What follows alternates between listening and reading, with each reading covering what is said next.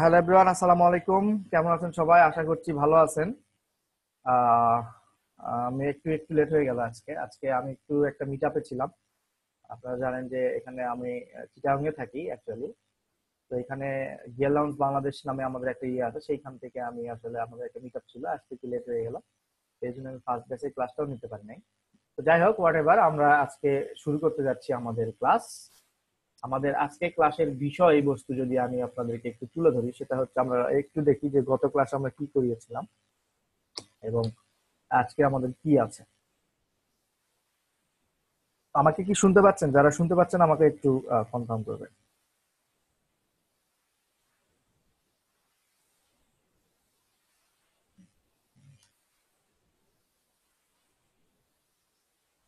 যারা আমাকে শুনতে পাচ্ছেন আমাকে কনফার্ম করবেন।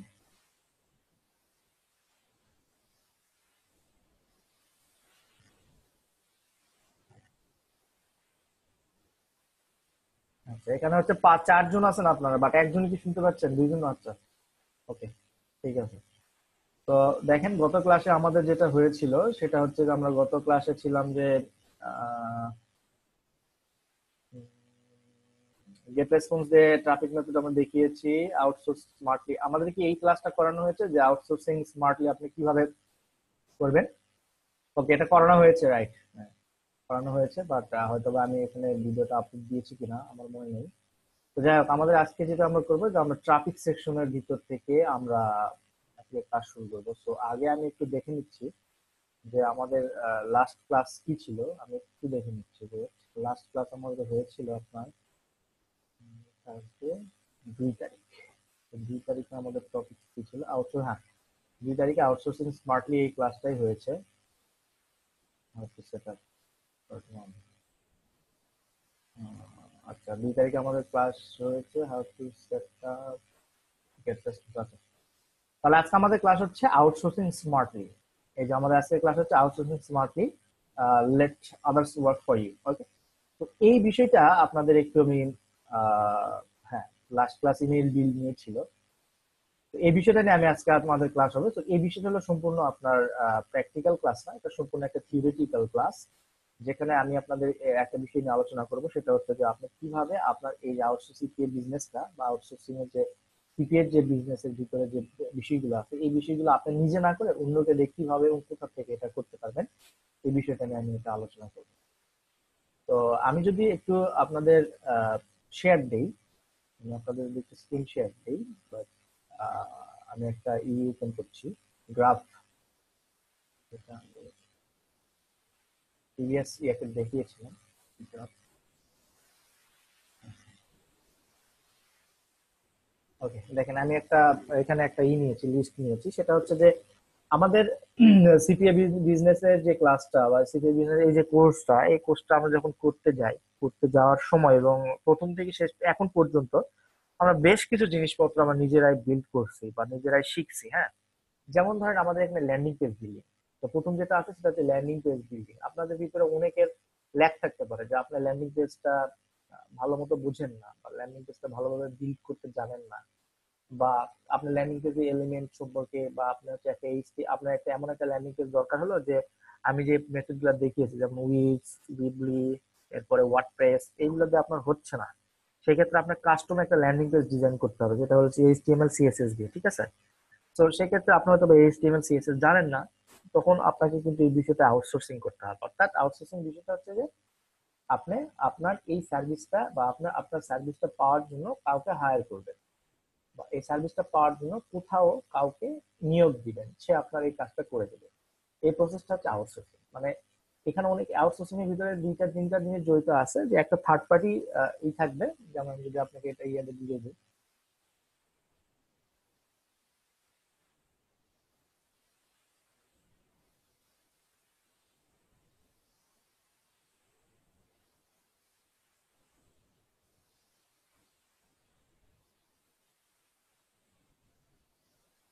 ওকে, আমি যদি আপনাদেরকে এটা এইভাবে বুঝাই, তাহলে ধরেন যে এটা হচ্ছে আপনি বায়ার, আপনি হচ্ছেন বায়ার। আর মাঝখানে যেটা থাকবে সেটা হচ্ছে মার্কেট প্লেস। মাঝখানে যেটা থাকবে সেটা হচ্ছে মার্কেট প্লেস। মাঝখানে যেটা থাকে সেটা হচ্ছে মার্কেট প্লেস, আর আপনার এই লাস্টে যেটা থাকবে এটা হচ্ছে আপনার ফ্রিল্যান্সার।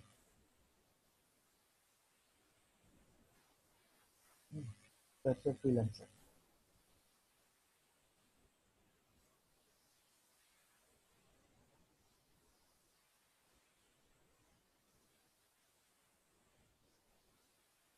হ্যাঁ, তো এখন একটা জিনিস খেয়াল করেন, আপনি হচ্ছেন এই বায়ার, ঠিক আছে, আপনি হচ্ছেন বায়ার, আপনাকে একটা ল্যান্ডিং পেজ, এই ল্যান্ডিং পেজটা আপনার বানানো দরকার, আপনি ল্যান্ডিং পেজটা বানানো দরকার।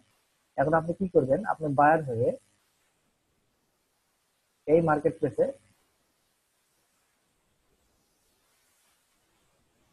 এখানে যে এই মার্কেট প্লেসটা আছে, এই মার্কেট প্লেসে আপনি একটা অ্যাকাউন্ট খুলবেন, আপনার বায়ার অ্যাকাউন্ট। ঠিক তেমনি এই ফ্রিল্যান্সার যে, সেও কিন্তু এখানে একটা সেলার অ্যাকাউন্ট খুলবে, অর্থাৎ সে তার সার্ভিস দেওয়ার জন্য এখানে আসবে।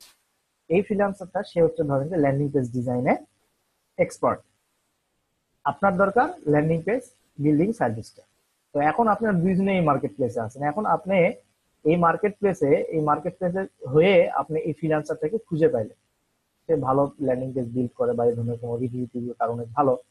তখন আপনি করবেন কি, এই মার্কেট প্লেসের মাধ্যমে আপনি আপনার ল্যান্ডিং পেজটা ক্রিয়েট করে নেবেন। কার কাছ থেকে ক্রিয়েট করে নেবেন? এই ফ্রিল্যান্সারের কাছ থেকে ক্রিয়েট করবেন।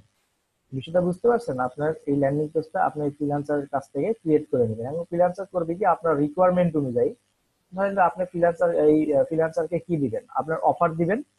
আপনি ফ্রিল্যান্সারকে আপনি যে সিপি অফারটা প্রমোট করতে চাচ্ছেন সেই অফারটা দিবেন, অফারের লিঙ্কটা দিবেন, এবং সাথে যদি আরো কয়েকটা ল্যান্ডিং পেজ তাকে দিতে পারেন ওই অফার রিলেটেড, যে এটা এক্সাম্পল হিসেবে আপনি ইউজ করতে পারেন, সেক্ষেত্রে ওইখান থেকে বিভিন্ন কনসেপ্ট নিয়ে আপনাকে ওই ল্যান্ডিং পেজটা বিল্ড করে এই মার্কেট প্লেসে সাবমিট করে মার্কেট প্লেস থেকে আপনাকে সে দিবে, এবং আপনার তার বিনিময়ে একটা অ্যামাউন্ট পে করবে। তো এই যে পুরো প্রসেসটা, দিস ইজ কল্ড আউটসোর্সিং।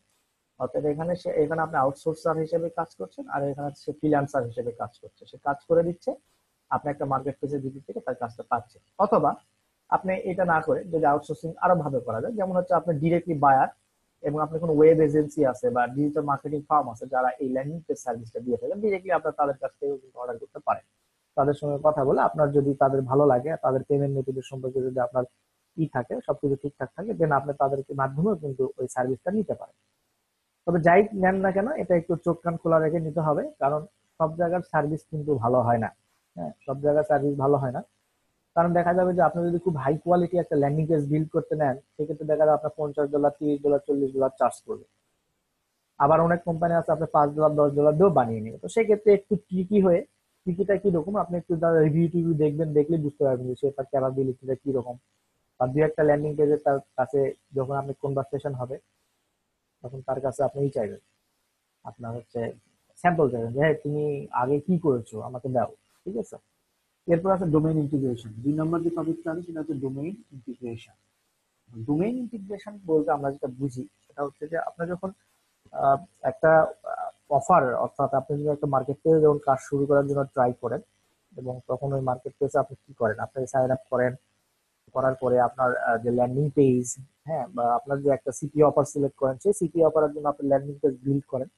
কিন্তু এই ল্যান্ডিং পেজ তো যেখানে বিল্ড করছেন, ধরেন আপনি একটা এইচটিএমএল সিএসএস ফাইল বা ওয়েব ডেভেলপমেন্ট ডিজাইন দিয়ে আপনি একটা ল্যান্ডিং পেজ বিল্ড করে নিয়েছেন, এখন যদি এটা আপনি যদি আপনার ওয়েব হোস্টিং এ যদি এটা না রাখতে পারেন, দেন আপনার কিন্তু এটা শো করবে না, আপনার কিন্তু ওই যে ডোমেইনটা ইন্টিগ্রেট না করলে আপনার সাইটটা শো করবেন, বা আপনার ল্যান্ডিং পেজটা কিন্তু আপনি শো করাতে পারবেন না। তো এইরকম বিভিন্ন ল্যান্ডিং পেজ বিল্ডার ওয়েবসাইট আছে, আপনি সেখানে এই ডোমেইন গুলো ইন্টিগ্রেশন করে আপনার ওই ল্যান্ডিং পেজটা ডিরেক্টলি ওই ডোমেইনের মাধ্যমে ডোমেইনে ইন্টিগ্রেট করতে পারবেন, সেখান থেকে লোকজন যদি ওই ডোমেইনে ঢোকে, দেন আপনার ল্যান্ডিং পেজটা দেখতে পারবে। ওকে, এখন ল্যান্ডিং পেজটা দেখতে পারবে এই জন্য যে আপনার ডোমেইনটা তাদের সঙ্গে ইন্টিগ্রেট করেছেন, তাদের হচ্ছে NS1 বলে এটাকে, DNS বলে এটাকে। তো DNS আপনারা, বা নেম সার্ভার যেটাকে আমরা বলি, তো নেম সার্ভার আপনি ওই কোম্পানি ইউজ করছেন, সো দ্যাট আপনার তারা ডোমেইন ইন্টিগ্রেশন করে দিয়েছেন। কিন্তু এই কাজটা ধরেন অনেকের কাছে জটিল মনে হতে পারে, যে আরে আমি ডোমেইন ইন্টিগ্রেশন এটা নাও পারতে পারি, বা একটা ঝামেলা আছে। তো তখন আপনি এই মার্কেট প্লেসের মাধ্যমে আবার আর একজন ফ্রিল্যান্সারকে হায়ার করলেন, যে আপনাকে একটা ডোমেইন ইন্টিগ্রেশন করে দিবে, বা ওইখানে ল্যান্ডিং পেজে বা একটা হোস্টিং এ আপনাকে ডোমেইনটা আপ করে দিল, হোস্টিং এ ডোমেইনটা সেট আপ করে দিল, এরপরে ধরেন যে আপনার ওই হোস্টিং এর ভিতরে আপনার নির্দিষ্ট ডোমেইনের ভিতরে আপনার যে ল্যান্ডিং পেজের পেজ সেটা লিংক করে দিলে একদম তার এক কথা স্লাইড করে দিল আর কি। ঠিক আছে। সো এই বিষয়টাও আপনি আউটসোর্সিং করতে পারেন এই আউটসোর্সিং পদ্ধতিতে। তো এই ক্ষেত্রে আপনাকে একটা জিনিস খেয়াল রাখতে হবে যে আপনার ডোমেইন হোস্টিং এর ডিটেলস কিন্তু তাকে দিতে হবে, কারণ ডোমেইনের ডিটেলস যদি আপনি তাকে না দেন সেক্ষেত্রে কিন্তু সে ওই অ্যাক্সেস করতে পারবে না এবং আপনার কাজও কিন্তু করতে পারবে না। ওকে। এরপরে যেটা হচ্ছে সেটা হচ্ছে 3 নম্বরে হায়ার এ পিপিসি এক্সপার্ট। মানে আপনি যখন পেইড মেথডে কাজ করবেন, পেইড মেথডে কাজ করার সময় আপনি দেখবেন যে আপনার অনেক সময় একজন ভালো এক্সপার্টের দরকার হচ্ছে, অর্থাৎ আপনি একটা ট্রাফিক মেথড যেমন টিটিসি মেথড নিয়ে আপনি কাজ করবেন, বাট আপনি বুঝতেছেন না যে আপনি কিভাবে কোথা থেকে কাজ করবেন। হ্যাঁ, কিভাবে কিভাবে ক্যাম্পেইন সেট করবেন, কিভাবে ক্যাম্পেইনটা অপটিমাইজ করবেন, কোন অফার গুলো নিয়ে কাজ করবেন, হ্যাঁ এরকম অনেক কিছু বুঝতেছেন না। সেক্ষেত্রে আপনি ট্রাফিক এক্সপার্ট অথবা পিপিসি, যদি আপনি পিপিসি মেথডে করেন তাহলে আপনি পিপিসি এক্সপার্ট হায়ার করতে পারেন। যদি আপনি পিপিভি মেথড অর্থাৎ পেপার ভিউ মেথডে কাজ করেন সেক্ষেত্রে একজন পেপার ভিউ মেথড যে ভালো পারে, ফ্রিল্যান্সিং এ মার্কেট প্লেসে অনেকেই সার্ভিস দিয়ে থাকে, তো তাদেরকে আপনি হায়ার করতে পারেন। হ্যাঁ, তাদেরকে হায়ার করার মাধ্যমেও কিন্তু আপনারা এই কাজটা করতে পারেন।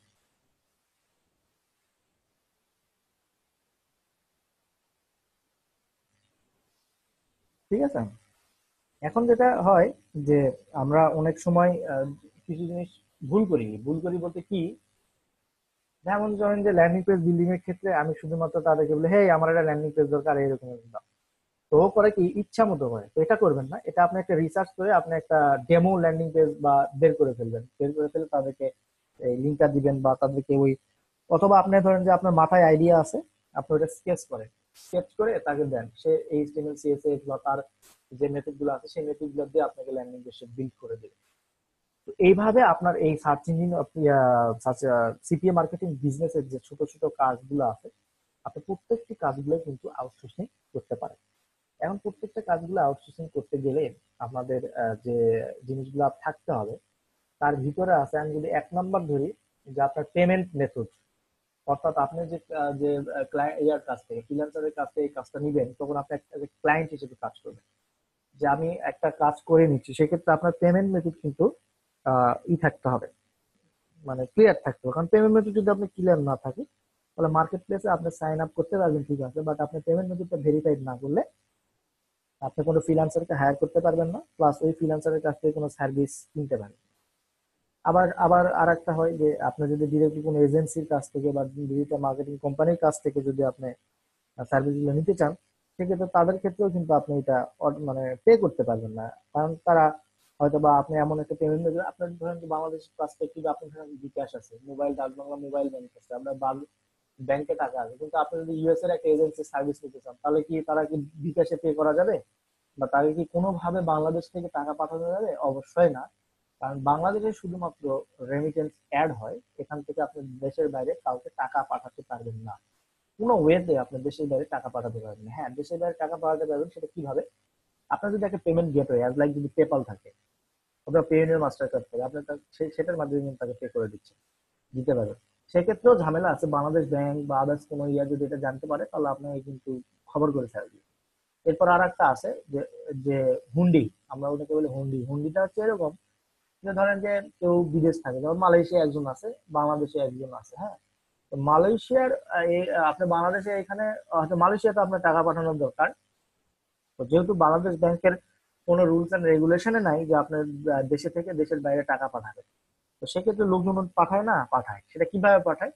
ধরেন যে দুইটা এজেন্ট, একজন থাকে মালয়েশিয়াতে একজন থাকে বাংলাদেশে, আপনি বাংলাদেশি এজেন্টকে দিলেন টাকা, সে রিসিভ করলে ওইখান থেকে মালয়েশিয়ান এজেন্ট আবার তাকে আপনার রিসিভার করতে, তো আপনি যাকে দিচ্ছে তাকে আবার ওই মালয়েশিয়ান রিঙ্গিটটা দিয়ে দিল। সেক্ষেত্রে তারা হয়তো বা মাঝখানে একটা 10% বা 20% একটা প্রফিট রাখে, যে হয়তো তুমি 10,000 টাকা সেন্ড করলে আমাকে 500 টাকা চার্জ দিতে হবে, সেক্ষেত্রে কিন্তু এটাকে বলে হুন্ডি।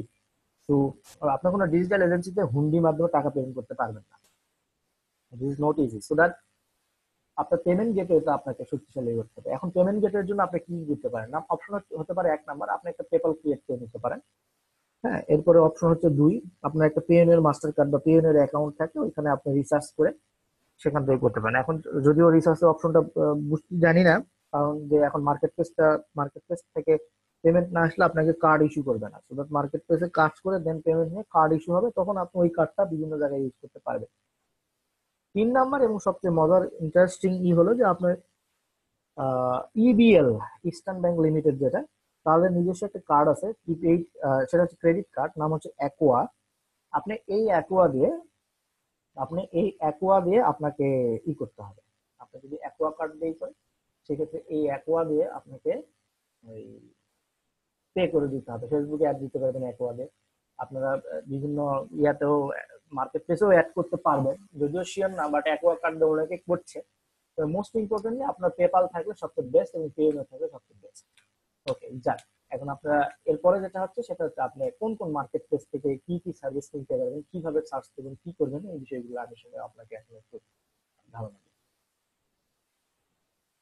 ওকে, এটা এটা শুরু মানে শুরু করার আগে আমি একটু করে নিতে চাই, সেটা হচ্ছে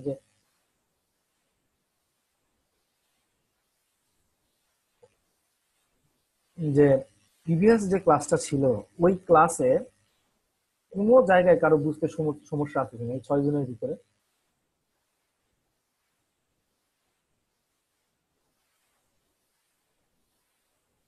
এই 6 জনের ভিতরে কি কোনো প্রিভিয়াস ক্লাসে কোনো প্রবলেম আছে, যারা ছিলেন আর কি?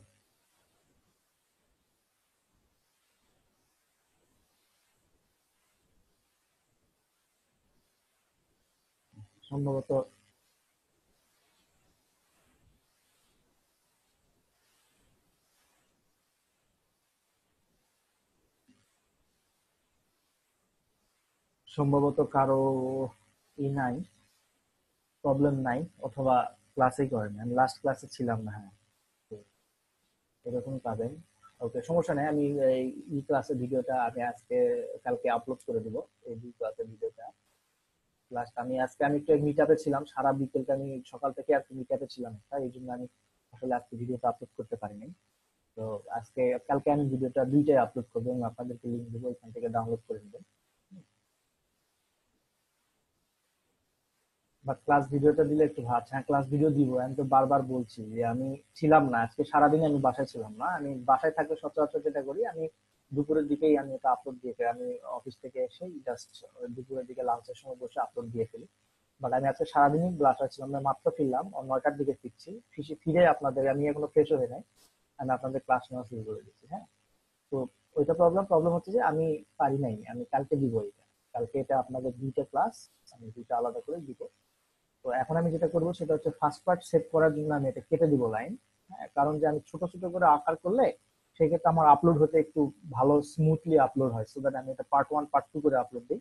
তো পার্ট 1 সেভ করার জন্য আমি এটা দিচ্ছি, এবং পার্ট 2 তে এসে, অর্থাৎ সেশনের পরে এসে আমি আপনাদেরকে দেখাচ্ছি কোন কোন মার্কেট প্লেসে আপনি কি কি ক্যাটাগরি সার্ভিস আপনি আউটসোর্স করতে পারবেন সেগুলো সম্পর্কে দেখাবো।